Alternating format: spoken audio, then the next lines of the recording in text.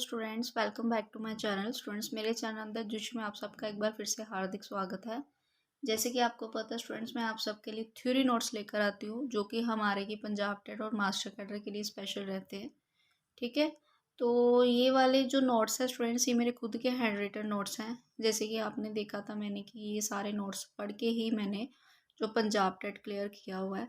तो मेरी यही कोशिश रहती है कि आप सब तक ये मैं मटेरियल प्रोवाइड करूँ, ताकि जिन चीज़ों से हमारी कुछ जॉब की अपॉर्चुनिटी रह गई, या फिर मेन तो यही था कि पोस्ट ही नहीं अभी तक निकल रही, तो मुझे ये है कि बाकी बच्चों का ये चीज़ ना हो।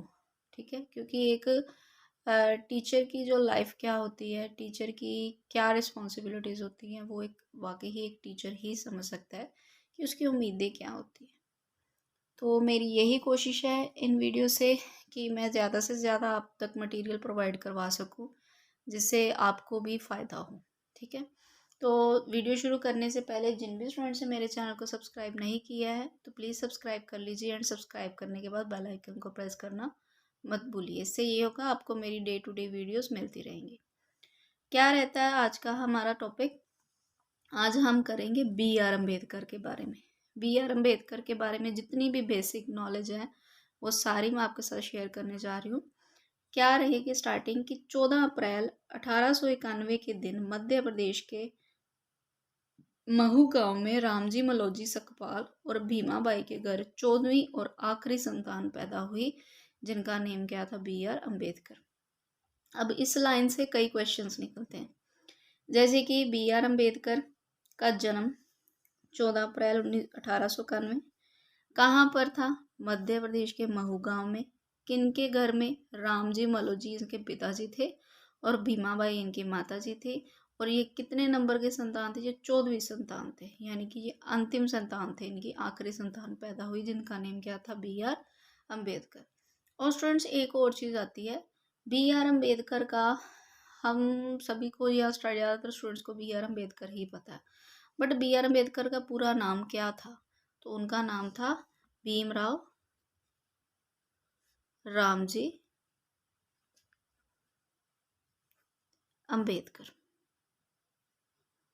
ठीक है, ये याद रहे क्वेश्चंस, कई बार एग्जाम में ये क्वेश्चन पूछा भी जाता है। ठीक है, नेक्स्ट आ जाता है अब अम्बेडकर की जो शादी थी 1906 में 9 साल की रमाबाई से हुई थी। अब देखो, अम्बेडकर की जो शादी थी 1906 में हुई किनके साथ? जो रमाबाई यानी कि उनकी पत्नी की उस टाइम पे एज कितनी थी? सिर्फ 9 साल थी। और 1908 में वे एल्फिस्टन कॉलेज में दाखिला लेने वाले पहले दलित बच्चे बने। यहाँ से ये क्वेश्चन निकलता है कि बी आर अम्बेडकर ने अपना दाखिला कौन से कॉलेज में लिया था? तो एल्फिस्टन कॉलेज में लिया था। इसके बाद आ जाता है बी आर अम्बेडकर करीब 9 भाषाएं जानते थे। उन्होंने 21 साल तक लगभग सभी धर्मों की पढ़ाई भी की थी। यहाँ से ये क्वेश्चन निकलता है कि भीमराव अम्बेडकर जो कि कितनी भाषाएं जानते थे? वो 9 भाषाएं जानते थे। आगे है, अंबेडकर के पास कुल 32 डिग्री थी, जो विदेश जाकर अर्थशास्त्र में पीएचडी करने वाले प्रथम भारतीय। यहाँ से ये क्वेश्चन निकलता है कि ये कई बार पूछा जा सकता है कि विदेश जाकर जो पीएचडी करने वाले पहले भारतीय कौन थे? तो वो अंबेडकर जी थे।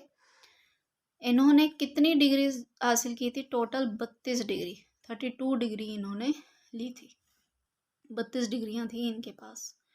नोबेल प्राइज जीतने वाले भी ये अमर्त्य सेन अर्थशास्त्र में इन्हें जो अपना पिता मानते थे, यानी कि अमर्त्य सेन जिन्होंने इकोनॉमिक्स का नोबेल प्राइज मिला था, वो भी बी आर अम्बेडकर जी को क्या अपना पिता मानते थे, यानी कि इस पिता लाइक कह सकते हैं हम कि अपने से सर्वश्रेष्ठ मानते थे, अपने से भी श्रेष्ठ मानते थे। अम्बेडकर पेशे से क्या थे? वकील थे। वो 2 साल तक मुंबई के सरकारी लॉ कॉलेज में प्रिंसिपल भी बने। और इससे क्या है, झंडे में अशोक चक्र लगवाने वाले भीमराव, यानी कि यहाँ से ये क्वेश्चन इंपॉर्टेंट है, ये पूछा जा सकता है कि यानी कि पहले जो हमारा राष्ट्रीय ध्वज था, तिरंगा जिसको बोलते हैं, तिरंगे में जो अशोक चक्र है वो पहली बार जो लगाने की सिफारिश या बात किसने की थी? तो बी आर अम्बेडकर ने ही की थी। आजकल फैक्ट्रियों में जो 8 घंटे काम होता है, ये सब बी आर अम्बेडकर की ही देन है।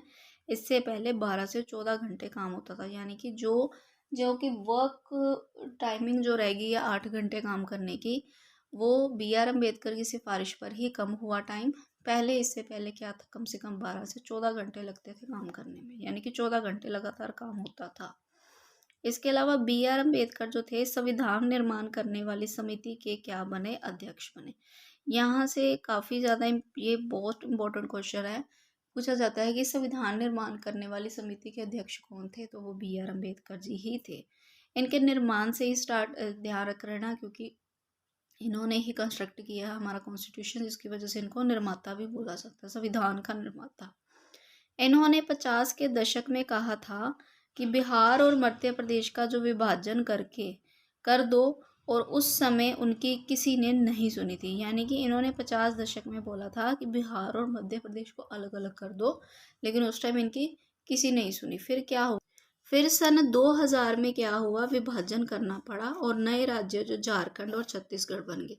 एट लास्ट में आके 2000 सन में विभाजन करना ही पड़ा, जिसकी वजह से फिर बाद में झारखंड और छत्तीसगढ़ दो और राज्य बन गए। इसके बाद ये हिंदू महान जाति के थे जिन्हें अछूत माना जाता था, यानी कि ये हिंदू थे, धर्म से हिंदू महान जाति के थे, जिन्हें क्या माना जाता था, अछूत माना जाता था। ये तो आपको पता ही है। इसके बाद जब उन्हें लगने लगा कि मैं हिंदू धर्म में जाति प्रथा दूर नहीं कर सकता, तो उन्होंने क्या किया, तो उन्होंने गुस्से में एक बात कही कि मैं हिंदू पैदा तो हुआ था लेकिन हिंदू मरूंगा नहीं।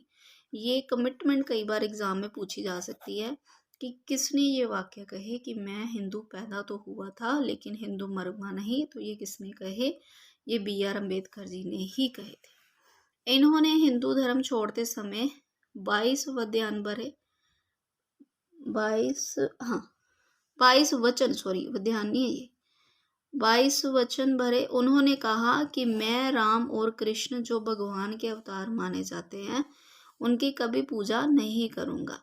एक्चुअल में देखो, ये तो दलित थे, लेकिन जो हमारे देश में जाति प्रथा थी उससे तंग आकर ही इनके मन में ये चीज़ें थी, क्योंकि ये मानते थे, ये तो चीज़ तो सच है कि सभी बराबर है। ये नहीं होता कि कोई ऊंची जाति का कोई नीची जाति का, या ऊंची जाति के 4 कान है 4 आँखें, ऐसा तो नहीं है, उसकी भी 2 आँखें। अगर कोई एलो कास्ट का उसकी भी 2 आँखें।